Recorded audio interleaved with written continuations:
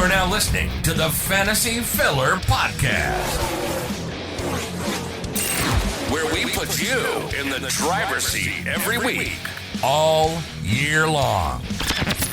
In the NASCAR racing world, from top news stories, latest results, and best fantasy lineups, we'll have you up to speed and out in front before the drop of the green flag. So let's dive in with our host, Vanilla Wafers. It might have taken us 23 hours to complete the race, but NASCAR just got done with Michigan International Speedway, and what a race it was because it provided excitement, entertainment, and of course, more drama going into the final few races of the regular season. We'll talk about the final results for the Xfinity Series race as well as the Cup Series race, that and more in today's episode of the Fantasy Filler Podcast. I hope that you guys, for the most part, were able to keep track of the race today because unfortunately we had yet another rain delay in the fabulous 2023 season. As you guys are well aware, in almost every single race so far this year, we've had to deal with weather issues in one form or another, at least at one point in the weekend, and Michigan was no exception, as it was raining the entire time on Sunday, except for like a 1 hour gap, and that's where we were able to run part of the race. And then the rain came in as well as the mist, and they decided to postpone. They were still drying the track as early as 12 o'clock in the day, so it was starting to get pretty late already as it was. But nevertheless, NASCAR was still able to get things done, so we were able to get ourselves a full race. But let me tell you, the action that we saw both on Sunday as well as Monday was just absolutely great as far as the Cup Series goes. Now, there was a bit of huge news going into this weekend that we should talk about before we dive into the final results, because some of it came about after we did our episode about our fantasy picks, and that is regarding the number 42 machine as well as the number 19 machine. As you guys are well aware, the silly season has been absolutely crazy as it is. I mean, we don't know which drivers are going to go where, and some drivers have made some crazy announcements. But one of the biggest rides that was left up in the air was the number 19 machine. Was Martin Truex Jr. going to make the return? Was he going to retire? What is going on over there with Truex? Well, he just made the announcement that he just signed another year with the team. So Martin Truex Jr. is not going anywhere and will remain with the number 19 car for Joe Gibbs Racing. It's honestly the right call. He's been doing really, really good here this year. I think if we saw something similar to last year, it'd be a different story. I think this would be Martin Truex Jr.'s final year. But they have definitely found something as a whole. Him and Jamie Small have been working really well together, putting up some really, really decent numbers. They're currently first in the point standings, and they might win the regular series championship. 3 victories. It's just been super impressive for these guys. So there's no reason for Martin Truex Jr. to leave right now, especially him being at the top of his game. So don't worry for all you Truex fans. He will remain in the number 19 car for 2024. As far as the number 42 car goes, this is kind of a different story. So Noah Gragson has already had himself a horrible year, an absolutely terrible year. And I think a lot of people were quite shocked by that because we saw the success he had in that number 9 car down the Xfinity Series. Got so many victories running for a championship. It just looked like he was going to have himself a hell of a time moving up into the Cup Series. Well, he's had a hell of a time, but not in the good way. And things just went from bad to absolutely worse as Legacy Motor Club has decided to indefinitely suspend Noah Gragson from the 42 car. Now, this was absolutely shocking. I don't think anyone really saw this coming. There was already talks that maybe he was going to get replaced by John Hunter Nemechek in the 42 car, and that would make a lot of sense because John Hunter Nemechek is really closely tied to Toyota, and that's where Legacy Motor Club is going next season. Now it almost feels like it's for certain because now Noah Gragson is not going to more than likely be returning to that team. This was mostly due to the fact that he decided to like a very, very offensive post on his social media pages. If you guys want to know exactly what it was basically the crab from The Little Mermaid. I'm forgetting Sebastian. That's who it was, Sebastian in the live remake. But instead of it being Sebastian, he decided to put George Floyd's face. If you do not know who George Floyd is, he was the person who unfortunately lost his life due to, honestly, police brutality. There's no other way to put it. Police brutality in 2020, which led to the massive riots. and it's basically making fun of that situation. I think you can put two and two together. What does Sebastian sing in The Little Mermaid, and what happened to George Floyd? That's basically what he liked. And there is no redeeming point for someone at that high of a level like Noah Gragson to be liking a post like that. So it just looks bad for the team. It looks bad for NASCAR. But above all, it looks really bad for Noah Gragson. Now, Noah Gragson has apologized and admitted fault, but I don't think that's going to give him a ride for the rest of the 2023 season if Legacy Motor Club decides to keep him off the number 42 car for the rest of the 2023 season. This is just one of those rough situations. A lot of people are arguing that a suspension shouldn't have happened. Well, in my personal eyes, I believe a suspension should happen. And the reason why I state that is simply because if we're going to suspend Kyle Larson for him making a comment like he did in the Mazda iRacing back in 2020, then something similar to this that's offensive should be dealt with in the same way. Now, people can say, oh, it's not the same exact thing. In fact, the meme was actually funny in itself. There's nothing funny about anyone passing away, first off. I don't care what anyone says. I don't care the situation going on with any of the parties. Someone passing away is just not funny. If you think that's funny, then why don't we do a meme about Dale Earnhardt dying? I'm pretty sure those same people will not find that one entertaining. And it should be treated very seriously. And I think Legacy Motor Club also wanted a reason to get rid of Noah Gragson because that duo has not been working well. Overall, the 42 car has just been struggling tremendously. It's just a bad situation. So Josh Berry filled in for the number 42 car. I will not be surprised if we see him in more in that number 42 car for the rest of the Cup Series season.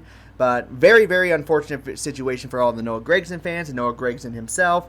However, he did bring it upon himself, so it is what it is. But that will conclude the biggest bit of news that we need to talk about before we dive into the final results. The Xfinity Series as well as the Cup Series race this weekend at Michigan International Speedway. The Truck Series took this weekend off. But in these two races, we had ourselves some very exciting races from beginning to end. There was a lot of drama, a lot of tension, and above all, just some good old-fashioned racing. So without further ado, why don't we dive into the first race that happened here this weekend, the 21st race of the 2023 season for the Xfinity Series. Let's look at the final results for the Cabo Wabo 250.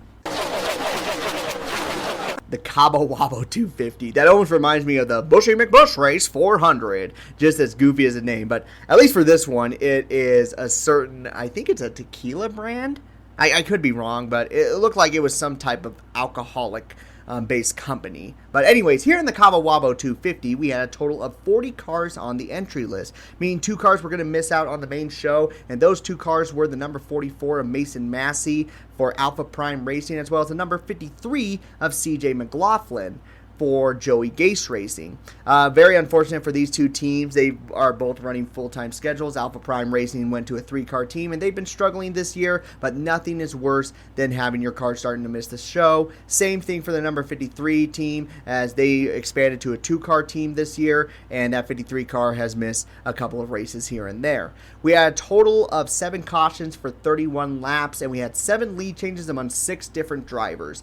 In the end, though, it's been a driver who's been pretty dominant here in the 2023 season, but the fact that he was able to get the victory after being in part of a huge caution that happened on lap number 12, he was still able to get the victory, and that was the number 20 of John Hunter Nemechek, leading 65 laps, winning stage 2. He is your winner here at Michigan International Speedway, and let me tell you something, John Hunter Nemechek just on an absolute binge here in the Xfinity Series. I will not be surprised if he is the one who replaces Noah Gragson in that number 42 car, because the kid has talent. I always said that they moved him up into the Cup Series way too quickly in that number 38 car. I think the same thing happened to Anthony Alfredo. That 38 car was just always in a state of bad luck. Luckily, Todd Gillen has pointed in the right direction. But John Hunter Nemechek felt like he had his opportunity in the spotlight, and then it was gone. Luckily, Kyle Busch Motorsports picked him up, and then we started to truly see what would happen if John Hunter Nemechek had the right equipment and worked at his pace. And we have seen it here in this number 20 car as well, going full-time, and he's already gotten multiple victories here this year. The only thing that's kind of lacking is a little bit of consistency in races where they struggle at. But this race kind of really takes away from that, because at the very beginning, all of Joe Gibbs Racing got caught up in a pretty big incident. except he was still able to come back, him and Ty Gibbs both, to run inside the top 5, and John Hunter Nemechek gets the victory. We'll talk about these two drivers a little bit more here later in the next few minutes, but overall, great performance by John Hunter Nemechek. He's proven to everyone now that, yes, you've had Justin Allgaier, yes, you've had Austin Hill, yes, you've had Cole Custer, all have their shining moments, but John Hunter Nemechek has always been in discussions from beginning to end, so really good job right now for John Hunter Nemechek in the regular season, getting all the momentum he needs going into the playoffs. In the second spot, we have the pole sitter, the number 8 of Josh Berry.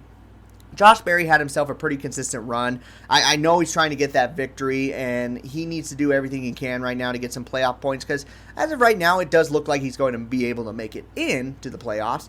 That doesn't mean he's going to be in a good position, because right now he doesn't really have hardly any playoff points.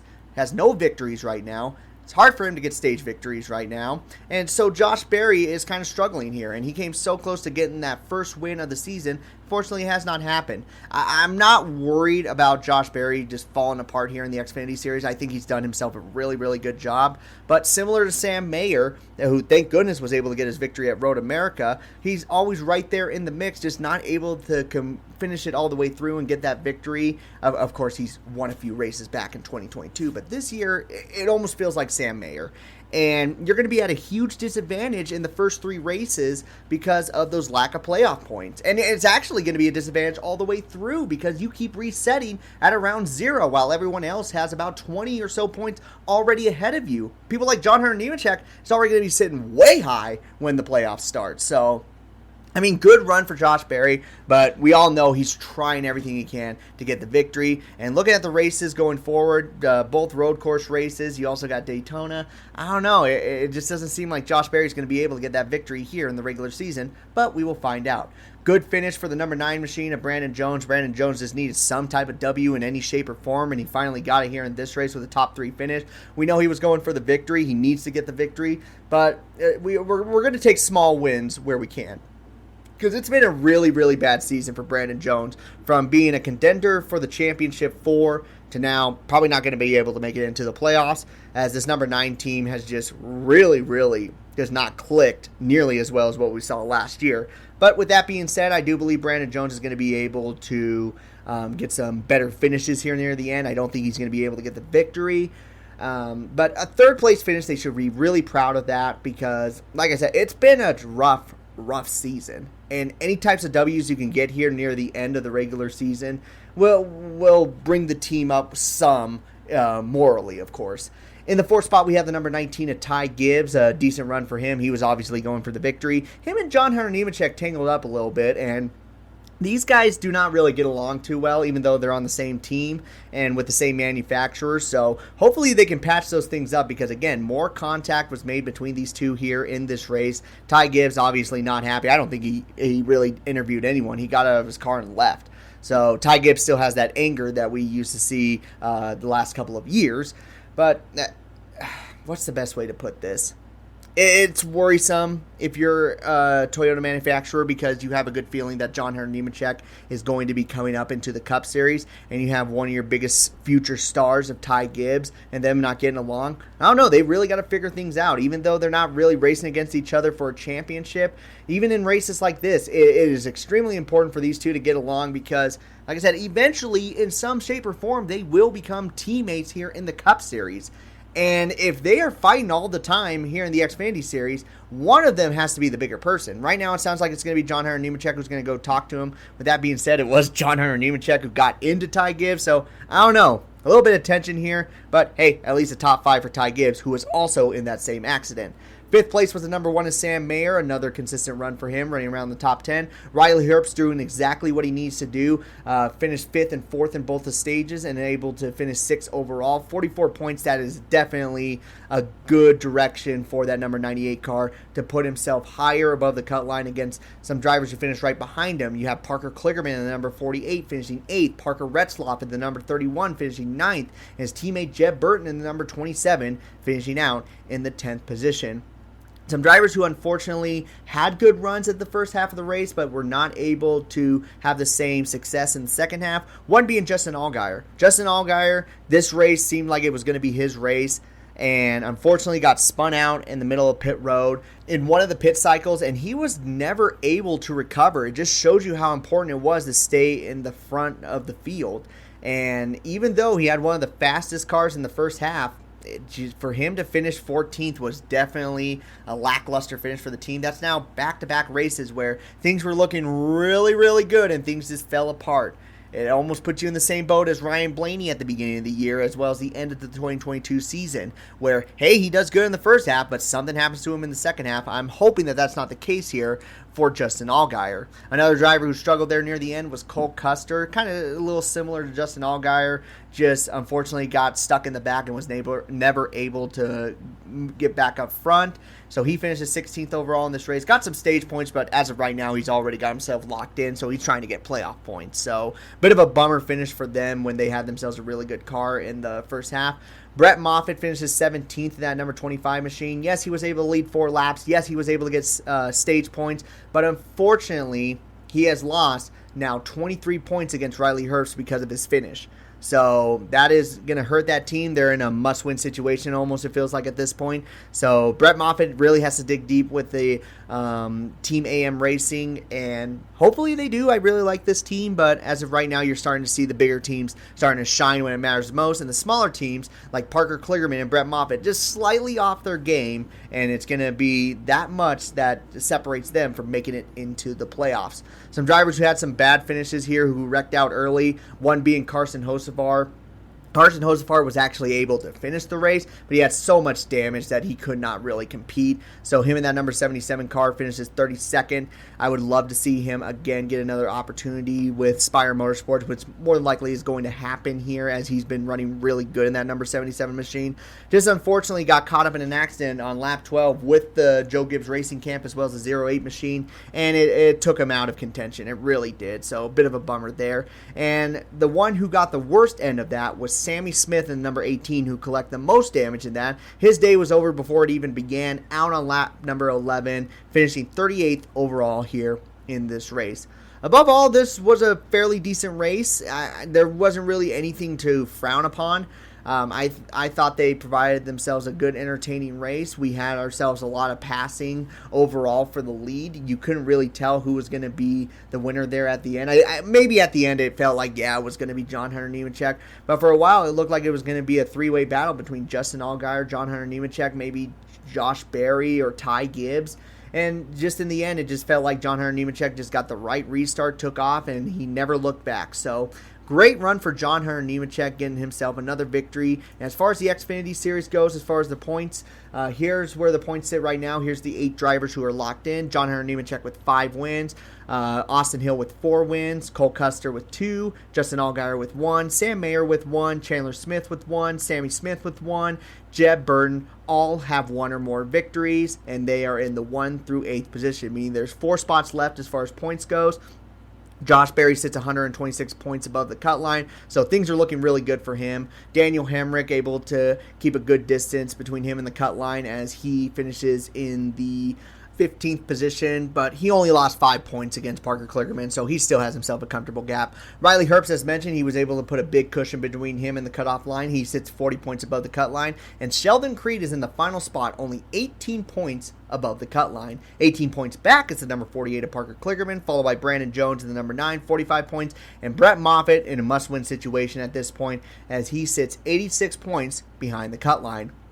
Right now, it's looking like it's going to be Sheldon Creed and Parker Kligerman. Let's see what they do here as far as the road courses go. Both these drivers have really strong performances overall when it comes to the road courses, so that should be interesting to see. But overall, still pretty intense here for this final playoff position for the Xfinity Series. Now it is time to dive into the big show that happened here this weekend, the 23rd race of the 2023 season here for the NASCAR Cup Series. Let's dive into the final results for the Firekeepers Casino 400. So in this race, we had shockingly 37 cars. Oh my goodness. We actually had an open charter car, and that was the number 62 of Austin Hill with Beard Motorsports. I'm always happy to see an open charter team just be on the entry list. Thank goodness the Indianapolis road course is coming up, because now we got a few open charter cars that are going to be running this race and drivers who could be potential contenders in that race. Anyways, we're going a week ahead. Austin Hill was in this one, and we had a total of 9 cautions for 43 laps. It was definitely a caution-driven race, something you don't usually see here at Michigan, as about 20% of the race was ran under caution, and we had 26 lead changes among 16 different drivers. The next gen machine proves that these bigger oval racetracks are definitely its strongest, and in the end, how about back-to-back victories for the number 17 of RFK Racing? He is able to get the victory, and what a great performance, because he was able to lead 52 laps in this race, more than any other driver. He wasn't the strongest, but he was able to hold off his line, and he is able to get the number 17 car back-to-back into victory lane for the first time since 2009. I don't know what's going on with Chris Buescher right now, but Chris Buescher has just shown some real big talent with RFK Racing. Yes, Brad Keselowski's been in that mix as well, so RFK as a whole has shown a stronger performance, but Chris Buescher has been the leading driver. Now, maybe some people are a little surprised by this. I'm not. We have seen in the past how strong Chris Buescher can be if he's given the right equipment. There's a reason why he became a back-to-back champion down the Xfinity Series. He just needed some really good equipment, and I think now he's finally getting it with RFK Racing. Brad Keselowski has definitely really helped out this team, and you're seeing it now. You're seeing Chris Buescher, who is already well above the cut line as far as points win, so he was already having himself a good run in the season as it was, but he gets the win at Richmond, he gets the win at Michigan, has all the momentum in the world, and by the way, he has these road courses coming up and the Daytona race, racetracks where he does really good at, or overall, the team does really good at, which would be Daytona. I'm excited for Chris Buescher. I'm excited what he could do here in these next few weeks and even into the playoffs. Who knows? He could be the Chase Briscoe of the NASCAR playoffs, slowly but surely making his way through each and every round, and could be a contender there for the championship 4. That's definitely stretching it, but as of right now, things are looking really good for him. At the same time, who else was able to do this was Kevin Harvick, who won both Richmond and Michigan last year, and they got eliminated in the first round. So, well, let's see what happens there. But great job for Chris Buescher. Really good run. But the strongest driver here in this race was Martin Truex Jr.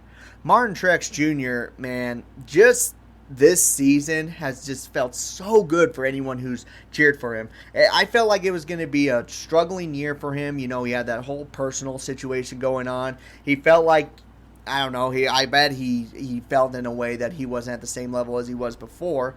But then all of a sudden, just coming back, being a contender in so many races, and he almost wins his 4th race of the season, points-paying race. I forgot he also won the LA Clash. And unfortunately here at the end, he just couldn't find any open spots to be able to get past Chris Buescher, because this was really one of those races where dirty air played a major importance, and sometimes that can really ruin a race. I think it really elevated this race as far as excitement there near the end. It was a great run for Martin Truex Jr. He's able to get 2 playoff points thanks to his 2 stage wins. He's able to put himself at a bigger gap with William Byron, who, by the way, unfortunately hit the wall at the end of stage 1, so that inevitably ended his day. So, Martin Truex Jr. has a lot to keep his head high for, especially with the amount of points he was able to gain. But, man, I'm pretty sure he just wanted 2 more laps at the most, and he was going to be able to get by Chris Buescher, because there at the finish, these cars were almost side by side. Probably one of the closest finishes of the year for sure. So great performance by Martin Truex Jr. and also a great performance by his teammate, the number 11 Denny Hamlin, who at first it didn't look like he was going to get a good finish because he was suffering from issues exiting off a pit road in the middle of the race on Monday, but he was able to get that going and he recovers for a 3rd place finish. Denny Hamlin, I know a lot of people are not on his side, but he's having himself some really good runs. He's being really consistent, and he could once again be one of those drivers who just runs consistency throughout the playoffs. And if he keeps this momentum going, it's going to look really good overall for Joe Gibbs Racing, as you have Martin Truex Jr. Contending for victories left and right, and then you have Denny Hamlin also contending for victories, but also being super consistent. In the 4th spot was the number 6 of Brad Keselowski. He had himself a really good run here. I know he wants to get his first victory, but he's got to be just as happy seeing Chris Buescher getting these wins as well, because the 17 and 6 team has just been strong together. When Chris Buescher's gotten his victories, Brad Keselowski's been right around in the top 5, so it's not just one driver. It's the whole team just making major improvements. So that's just something you got to be really happy about for this team. The team that has shown a real big decline has been Hendrick Motorsports. Thank goodness they were able to get Kyle Larson to finish in the 5th position, because everyone else finished 33rd or worse. It was a terrible, terrible weekend for Hendrick Motorsports, and almost in that same accident that took out Alex Bowman, Kyle Larson was almost one of those victims as well. Luckily, that was not the case, but whew, I don't remember a time where we had all 4 Hendrick cars finish 32nd or worse. It almost happened here in this race. Luckily for them, it didn't. They had Kyle Larson, the only consistent driver for this weekend, as he's able to get the 5th position. But Alex Bowman, out due to an accident on the back straightaway around lap 134. His car was inevitably destroyed from that incident. And then you had William Byron. He hit the wall off the exit of turn 4 coming to the end of stage 1. That ended his day. And then Chase Elliott got loose. I think he actually lost a tire, went right back into the wall. He really destroyed his car, and his day ended on Sunday. Same thing with William Byron. His day also ended on Sunday. So just a rough performance by Hendrick Motorsports. I don't know what's going on here, but man, it's been a bad couple of weeks for this team. In the 6th spot was the number 9 of Daniel Suarez, followed by his teammate, the number 1 of Ross Chastain. Finally, Trackhouse Racing gets themselves a decent finish here, as it felt like the last few weeks they have been another team that was struggling. But Daniel Suarez did exactly what he needed to in this race, put him right back into the mix. Able to finish 2nd in stage 2, able to finish 6th in stage 1, score 45 points. I did not think he was going to be able to come back and do that. I did not think he was going to be a good gamble pick, but he played the point system for the stages to his favor, which was very smart for that team. That puts him right back into the mix, right there in the mix with Michael McDowell and Ty Gibbs, which is exactly what this team needed, because they were able to finish in front of both those drivers. So good job for Daniel Suarez to be able to score 45 points here in this race. Ross Chastain, he was able to finish 7th. I think we were hoping for more stage points. I know I was, as he only scored 30 overall here in this race. But still, step in the right direction for Ross Chastain. At least he was able to get a top 10, because it felt like ever since his victory at Nashville, there really hasn't been anything exciting going on for the number 1 car. And a lot of people were wondering what's going on with Trackhouse. Well, they were able to come back here at Michigan, which is a pretty big, fast racetrack that's important to a lot of people. In the 8th and 9th position, we have the number 4, Kevin Harvick, with the number 12 of Ryan Blaney. Both of them getting themselves respectable top 10 finishes. Unfortunately, neither of them able to get any stage points, so they were kind of mediocre as far as performance went. I thought that the number 4 car was going to be one of the top 4s, same with Ryan Blaney, and that just wasn't the case. They were good drivers to have in your 4th or 5th spot, but I think RFK Racing has really shown that they are the top representatives for the Ford camp right now. And then rounding out the top 10, we have the number 43 of Eric Jones, who just needed a good finish. He just needed a good finish. At least he's keeping that consistency going, putting the team on his back at Legacy Motor Club. He's able to finish 10th, score 29 points. That was also another good driver to take a gamble on. Not nearly as good as Chris Buescher, but hey, you know what? Still scoring 29 points. If that was your 6th driver to rely on, you had yourself a pretty good weekend. Ty Gibbs finished right behind him. He was the top finishing rookie. He was able to finish 3rd in stage 1, scoring 34 points. So not a bad driver to take a gamble on. He had himself a pretty good performance overall in a race that he needed to. Driver who was able to climb back from a lot of adversity was Christopher Bell, as Christopher Bell got into a wreck as he spun out trying to get past Alex Bowman in the Sunday race. Not in the Monday part, in the Sunday part. But they were able to fix that car back up that looked evidently destroyed, and they were still able to come back and finish 13th.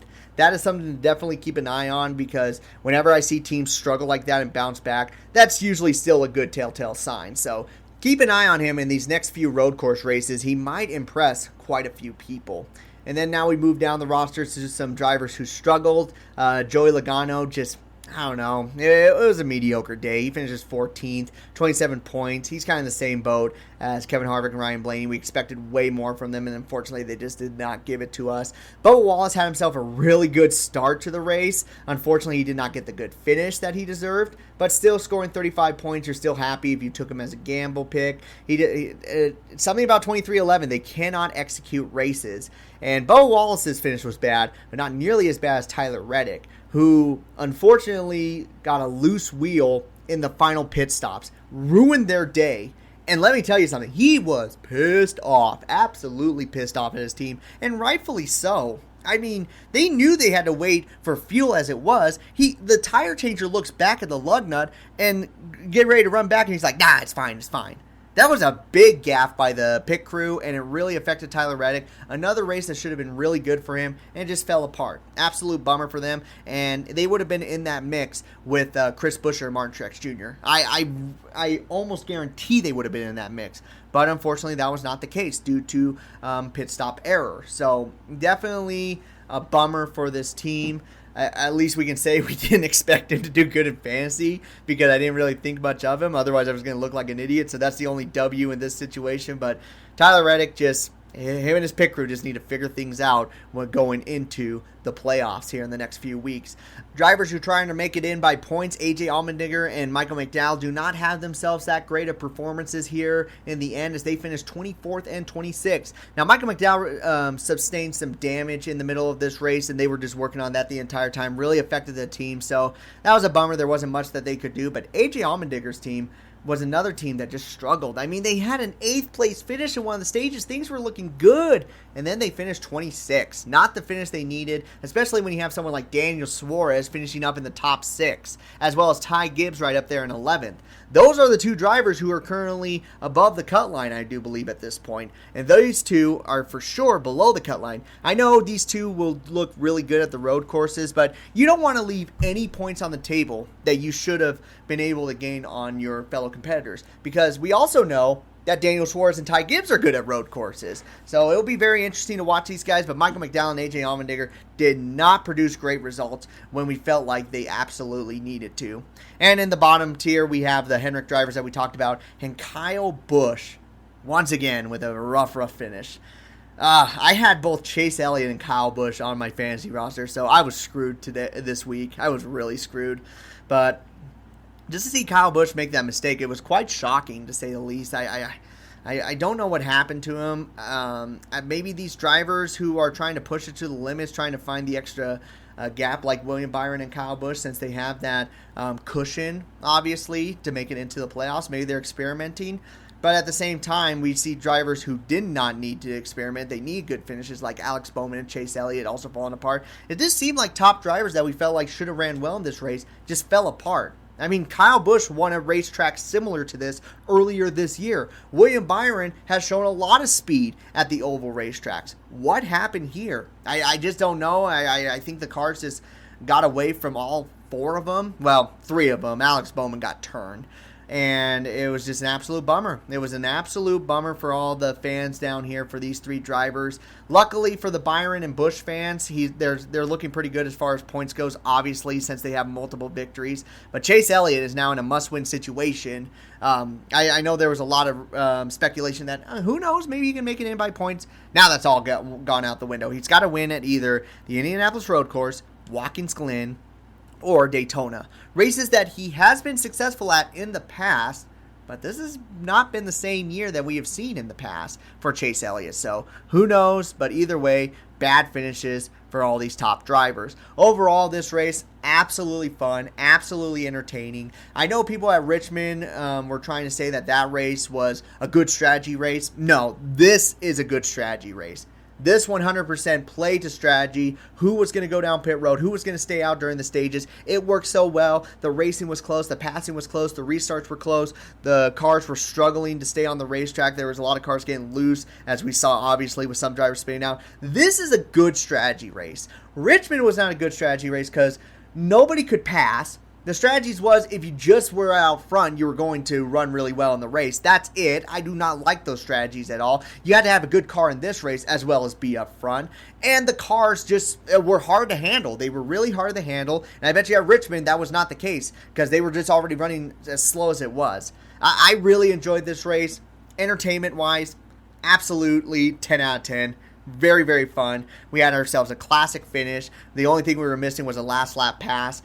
But either way, at least they finished pretty close side by side. And also the rain delays, yeah, that does put a damper on how many people like the race overall. But it was exciting on Sunday, and it was exciting on Monday. So I'm happy, as always, to see Michigan always on the schedule, and I'm happy that they're keeping at least 1 2-mile racetrack. We unfortunately lost to Auto Club, but after this race at Michigan, there's no way in hell they're making any adjustments to this iconic racetrack.